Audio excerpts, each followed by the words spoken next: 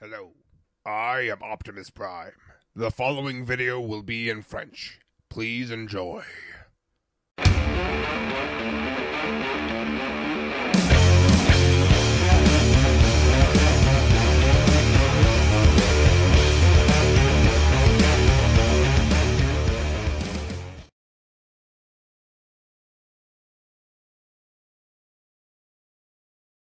Hey, salut à tous, c'est Ida. Aujourd'hui on se retrouve pour une nouvelle review avec une figurine qui n'est pas un Transformers. Il s'agit, comme vous le voyez ici, du grand cornu Goldorak, ou Grandizer comme l'appellent nos amis japonais. C'est après avoir fait une petite série de photos que j'ai publiée sur mon blog. Je mettrai, si je m'en souviens, le lien vers l'article dans la description. Donc c'est après avoir fait une série de photos dessus que mon ami Papyformer m'a demandé de faire une review. Vous retrouverez un lien vers sa chaîne dans la description et à la fin de la vidéo. Donc nous allons commencer comme d'habitude par la boîte. Il s'agit du MetalTech 01 Grandizer, donc c'est juste le robot en lui-même, il n'y a pas le vaisseau qui vient avec. Donc on voit ici une très jolie représentation avec marqué une figurine de 6 pouces avec du métal. Voilà, une jolie pose avec en noir et blanc, on a Vega derrière et un vaisseau spatial et là la lune. C'est sympa, j'aime bien. Au-dessus, donc vous pouvez voir déjà que la boîte a une forme assez bizarre, mais c'est original. Donc ici UFO Robot Grandizer, évidemment, c'est le nom japonais. En haut, vous pouvez voir MetalTech 01. MetalTech 01 sur les côtés. Derrière, on voit une magnifique pose d'attaque de Goldorak avec son fulgure au point. Et un des robots ennemis dont je ne me souviens plus du nom, je suis désolé. Mais n'ayant pas grandi dans cette génération, je ne connais pas non plus complètement Goldorak. Voilà, désolé. Si vous pouvez m'aider dessus, vos aides seront les bienvenues. Donc on a diecast, une figurine articulée avec 12 accessoires et donc des parties en métal, des ratchets, et on nous donne les différentes articulations qu'il y a, le contenu de la boîte avec tous les accessoires. Attention, pas aux enfants de moins de 3 ans, en même temps vu le prix je pense pas que les enfants de 3 ans, enfin que vous donneriez ça à un enfant de 3 ans. Enfin bref, voilà, dessous on a pareil. On va pouvoir regarder ce qu'il y a à l'intérieur de cette boîte. Donc à l'intérieur de cette boîte on a un encart en plastique souple, voilà, avec tous les accessoires qui sont dedans, je tiens quand même. Et vous pouvez voir qu'il y en a vraiment beaucoup, avec ça on peut faire pas mal de trucs. Alors j'aurai un petit peu de mal à vous montrer à vous faire des démonstrations des astéroages qu'il y a ici, tout simplement parce qu'elles sont cassées. J'ai eu cette figurine il y a au moins 3 ans je crois, il y a 2 ou 3 ans. Et au moment où j'ai assemblé les astéroaches, on va regarder ça tout de suite d'ailleurs. Donc pour les astéroaches, il faut faire très attention en les sortant parce que c'est quand même de grandes pièces qui sont assez fragiles.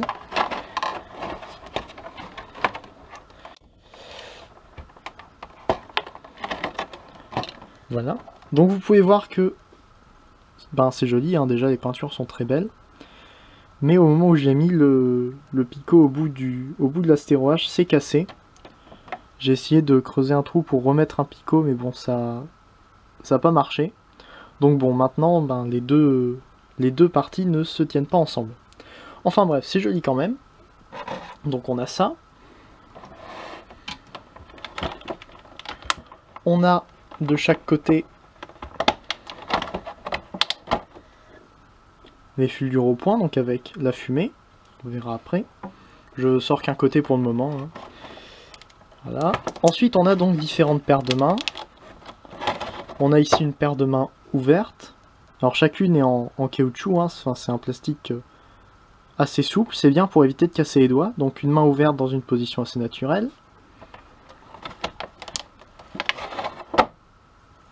Ensuite, une main ouverte, mais dans une position plus... juste la main ouverte, enfin vous voyez bien, hein, de toute façon. Et finalement, une pièce que j'ai pas beaucoup sortie, c'est le point. Donc le point comme ça, avec le trou pour pouvoir mettre dedans les astéroaches. Donc on verra ça plus tard. D'autre côté on a la même chose, et au milieu on a évidemment notre ami Grandizer. Et donc on va pouvoir s'attarder maintenant un petit peu plus dessus. Alors déjà, première impression, il est très lourd, ce Grandizer. Forcément, étant donné qu'il y a des pièces en métal, il a plutôt intérêt à être assez lourd. Le métal se fait ressentir. En fait, dans les pièces en métal, je pense pas qu'il y ait le torse, mais il doit y avoir à peu près toute la ceinture, je pense. Et surtout toutes les jambes, toutes ces grosses pièces là au niveau des jambes, et le dessus des pieds je crois, c'est tout en métal. Donc forcément, ça fait assez lourd et il tient très bien en place. Là-dessus, il n'y a pas de problème, vous voyez, on peut même le pencher comme ça. Il tient. Donc niveau... vous remarquez qu'ici, il y a un petit problème de peinture, là. Après, ça vient peut-être de moi, en le bougeant comme ça se peut que j'ai fait des problèmes, ne m'en voulez pas, s'il vous plaît, ne m'en veuillez pas si vous voyez que j'ai fait des problèmes dessus. J'étais jeune quand j'ai eu ça. Donc bon, voilà. Alors, même si j'ai pas vu la série, je connais quand même un petit peu Goldorak, quand même. Et donc on peut voir évidemment qu'il est très bien réalisé. Je pense que les jambes sont... Enfin, il y a quelques petits problèmes de proportion dedans, mais sinon c'est franchement très joli. Donc on peut faire un petit focus sur la tête. Voilà. Donc avec les cornes très bien faites. Voilà. Donc les points. Vous voyez ici que c'est tordu, mais en fait c'est juste parce que c'est du caoutchouc. Tout autour c'est du plastique souple, et donc forcément quand on plie le coude au bout d'un moment, quand on le plie trop longtemps, ça finit par rester tordu comme ça, ce qui est vraiment dommage. Mais bon, on peut pas faire grand chose. Vous voyez qu'il y a déjà une paire de mains, il s'agit des poings fermés complètement. Voilà, on en parlera un petit peu après. Voilà, comme ça, très belle peinture, partout. Les petites bandes rouges derrière. Bon, par contre, à l'arrière, il a beaucoup de vis. Mais au moins, ça, c'est un gage de qualité en quelque sorte. On voit que c'est bien fait. Franchement, très bien fait, très joli. Les applications de peinture pile là où il faut. Comme il faut. Bon, il y a quelques débordements ici au niveau de la ceinture. Mais sinon, c'est vraiment très bien. Le petit tour en noir là au-dessus, autour des yeux. Les petites pointes ici, en argenté. Tout ça, c'est franchement très joli, très bien fait. Concernant les articulations, attendez, mise au point. Voilà, donc concernant les articulations, la tête peut tourner sur le côté, peut faire un mouvement comme ça. Elle peut regarder un petit peu en haut et un petit peu en bas. Pas beaucoup non plus, mais suffisamment, on peut dire. On peut ensuite tourner les épaules sur Ratchet, donc il y a pas mal de crans. On peut lever les épaules sur Ratchet aussi, jusque là. Ensuite, on peut tourner en dessous, comme ça. On peut plier le coude, lui aussi, sur Ratchet. Donc vous voyez que ça bouge tout seul pour accommoder le mouvement du coude. Donc voilà, on tourne à ce niveau-là. Et ensuite, ball joint au niveau des mains. Ensuite, là, c'est ce que j'adore. On a un ball joint ici, une rotation en dessous. Donc on peut faire franchement vraiment beaucoup de poses très dynamiques. Rien qu'au niveau du torse, hein, le fait qu'il y ait le ball joint en haut et le joint en bas, c'est vraiment bien. Ensuite, on a donc les hanches vers l'avant. Bon, on peut écarter déjà les hanches. 2 crans grand maximum. Ça, c'est un petit peu dommage. Ça peut aller jusque là. Avec un petit décrochage, en fait, vous voyez que l'axe n'est pas complètement centré, il est plus vers l'avant, ce qui fait que quand on bouge la jambe, ça fait descendre en même temps l'axe ici, ce qui est vraiment bien. Je trouve ça vraiment malin, ça permet d'avoir plus de mouvement. Et donc derrière, par contre, on a quasiment rien. Mais bon, essayez un petit peu de lever la jambe juste ici, vers l'arrière. Moi, personnellement, j'y arrive pas. Donc bon, c'est pas quelque chose qui va spécialement me gêner. Ensuite, ça tourne au-dessus du genou. Au niveau du genou, c'est aussi sur Ratchet, et là on a un truc très classe, je trouve, c'est que on a la pièce rouge comme ça, qui est coupée là, et quand on plie le genou, vous voyez que ça passe ça passe dedans en fait. C'est toute cette pièce là à l'intérieur qui vient bouger. Donc on a jusqu'à 90 degrés. Avec une pièce moulée ici qui donne vraiment très bien. Je trouve ça très joli. Et ensuite au niveau des pieds on a un petit peu de mouvement donc sur les côtés. Vraiment bien. Un petit peu comme ça et un petit peu vers le haut et vers le bas. C'est juste un ball joint, hein, donc on peut faire tous les mouvements intermédiaires. Mais voilà, je trouve ça très bien, ça tient vraiment bien. Bon, en même temps, je l'ai pas beaucoup manipulé depuis que je l'ai, étant donné que j'y fais quand même très attention. C'est la première figurine de collection que j'ai eue.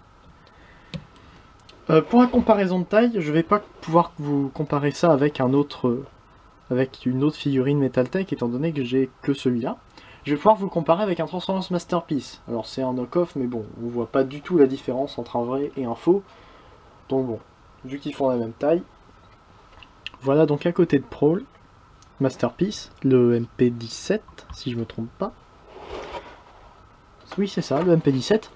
Donc vous voyez qu'il est plus petit. Cependant il est beaucoup plus lourd que le MP17 qui lui n'a pas de métal à l'intérieur. Donc bon voilà, ça c'est fait. On va pouvoir maintenant parler un petit peu plus des accessoires. Alors pour les accessoires, on va commencer avec les mains. Pour les mains, on va pouvoir les enlever, c'est très simple en fait, il suffit de tirer dessus, en faisant toujours attention, hein.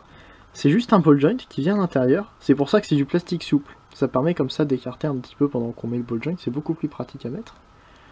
Donc je vais sortir la main... Voilà, cette main-là. Ouverte.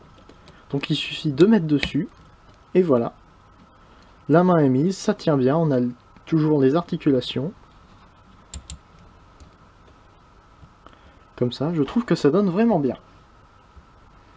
Donc par exemple ici avec cette main là on peut mettre celle-ci.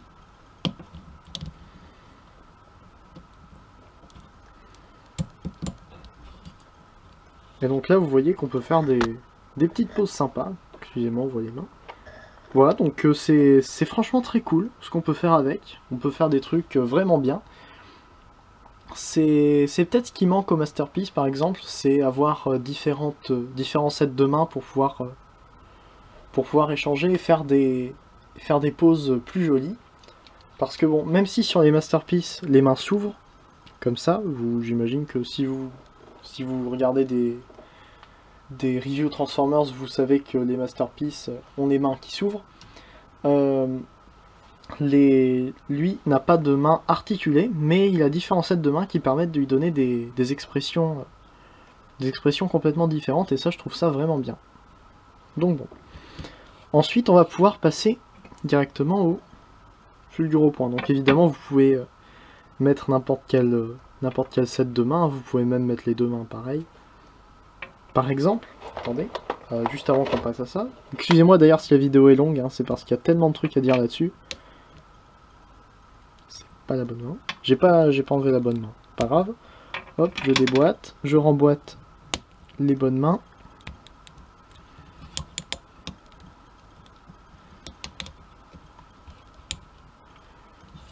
Et voilà. On peut même le faire applaudir. Ça, je trouve ça classe. Voilà, donc je vais y en mettre une main plus naturelle. Pour le fulgure-point, alors on peut faire plusieurs trucs. Par exemple, si on veut faire une stop motion, ça c'est plutôt cool. Donc le fulgure-point vient en deux pièces.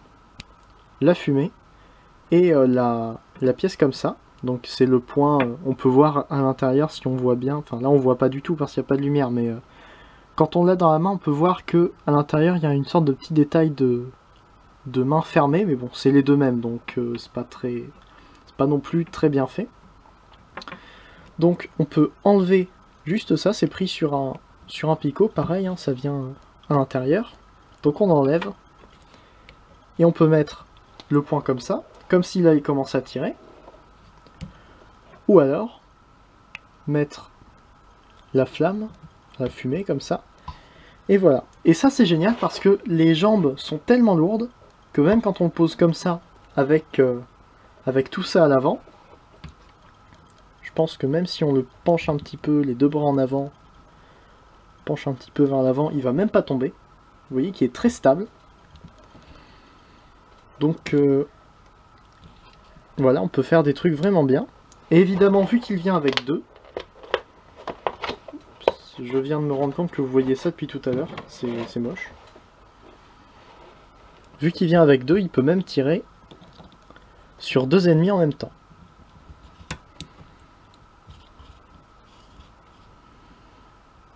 Et ça, pour faire des photos, je trouve que c'est très classe, ça donne vraiment bien. Le fait en plus d'avoir des... d'avoir une peinture qui fait un dégradé avec un moule comme ça qui fait très fumé en fait, feu et fumée en même temps, comme si ça tournait en plus. Je trouve ça vraiment bien fait. C'est... Bon, en même temps, je sais pas comment ils auraient pu sortir un Goldorak sans mettre les fulgures au point dedans. Mais bon, franchement, c'est... ça rend très bien si on veut faire des photos avec ou n'importe quoi, ça rend bien.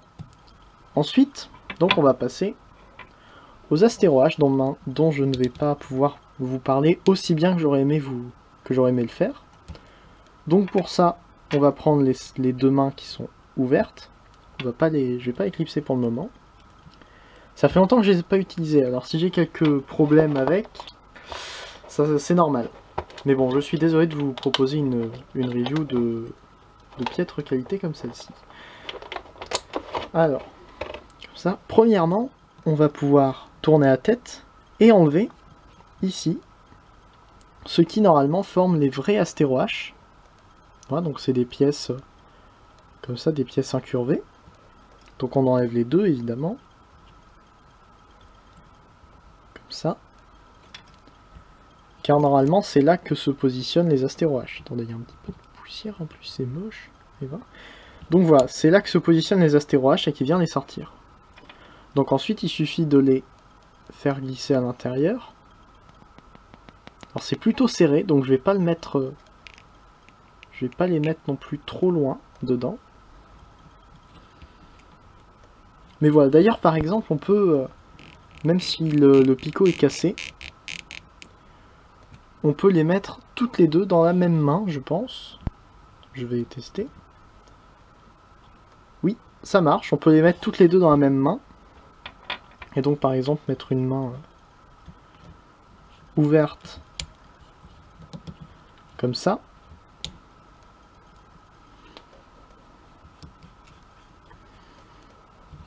Et donc voilà, je trouve que ça donne très bien. C'est juste dommage que ça soit cassé, il faut juste y faire très attention si vous les avez. Faut vraiment pas jouer avec du tout, faut le mettre dans une position et faire très attention une fois que vous les enlevez. Parce que c'est en voulant les enlever des mains en fait que ça s'est cassé. Donc bon, voilà, maintenant j'y fais donc très attention et il peut... Là, vous voyez que même avec les Astéroaches dans les mains, ça va. Et donc avec tous les accessoires qu'il a, il peut même, à la limite, comme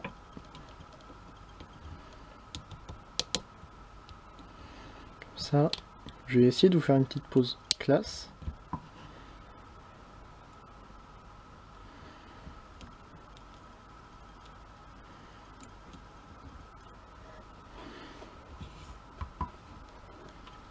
Voilà. Donc voilà. C'est à peu près tout ce que j'avais à dire dessus. Désolé si la review était longue et pas très bien ordonnée. J'ai pas l'habitude de faire des reviews de robots qui ne se transforment pas. Donc j'étais un petit peu perdu pour cette review. Merci d'être resté jusque là si vous avez pu tenir le choc. En tout cas, c'est un set que je vous recommande. Si vous aimez Goldorak, si vous l'aimez pas, ben c'est pas la peine de le prendre. Hein. Même s'il est très bien, ça sera pas assez... Comment? Ça sera pas bien. Enfin voilà, si vous aimez pas Goldorak, c'est pas la peine de le prendre. En tout cas, c'est un très bon set, moi j'en suis très content. Il le trône fièrement derrière tous mes Transformers et autres robots de collection ou vintage. Excusez-moi pour le bruit. Donc voilà, n'hésitez pas à me donner votre avis sur cette figurine si vous en avez une, à me dire ce que vous avez pensé de la review et si je devrais faire d'autres reviews comme ça ou pas. Ça, voilà, dites-moi ce qui allait, ce qui allait pas. En tout cas, n'hésitez pas non plus à regarder les chaînes des autres reviewers, dont celle de Sylvain, qui m'a demandé cette review qui arrive donc juste après, ou qui sont en dessous dans la description, désolé. Voilà, donc quant à nous, on se retrouve une prochaine fois pour une prochaine review, ou une prochaine vidéo, sans doute un Lego Former, encore un, désolé, sur la chaîne de Leader Optimus. Voilà, c'était Leader, Fanfarmer un jour, Fanfarmer toujours, allez salut.